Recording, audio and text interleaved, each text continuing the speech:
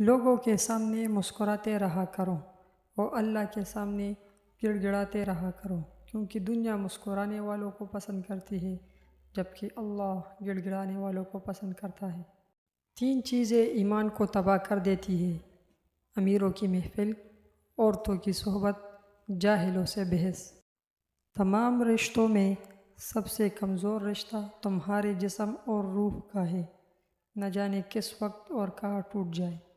یہ تمہارا جو نفس ہے، تم اگر اسے خیر میں مصروف نہیں کر لیتے تو یہ تمہیں شر میں مصروف کر لے گا۔ خواجہ حسن بصری رحمۃ اللہ علیہ کہتے ہیں، بھیڑ بکریاں انسانوں سے زیادہ باخبر ہوتی ہیں، کیونکہ چرواہ کی ایک آواز پر چرانا چھوڑ دیتی ہے اور انسان اپنے خواہشات کی خاطر احکام الہی کی بھی پرواہ نہیں کرتا۔ امام غزالی رحمۃ اللہ علیہ فرماتے ہیں، نفس وہ کتا ہے جو انسان سے غلط کام کروانے کے لیے اس وقت تک بھونکتا رہتا ہے جب تک وہ غلط کام کروا نہ لے، اور جب انسان وہ کام کر لیتا ہے تو یہ کتا سو جاتا ہے، لیکن سونے سے پہلے ضمیر کو جگا جاتا ہے۔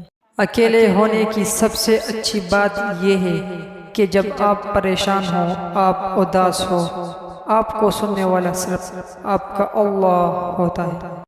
یا اللہ، جو آپ نے عطا کیا ہے اور جو آپ نے عطا نہیں کیا اور جو آپ نے دے کر لیا، ان سب پر تیرا شکر، کیونکہ جو آپ نے عطا کیا وہ تیری نعمت اور جو آپ نے نہیں عطا کیا وہ تیری حکمت، اور جو آپ نے دے کر لیا وہ ہمارا امتحان۔ یا اللہ، ہمیں ہر حال میں تیرا شکر کرنے والے بنا دے، آمین۔ نفرت کرنے والے مت بنے، فضول فکرے مت پالے، سادگی اپنائے، زیادہ دینے والے بنے، توقعات کم رکھیں۔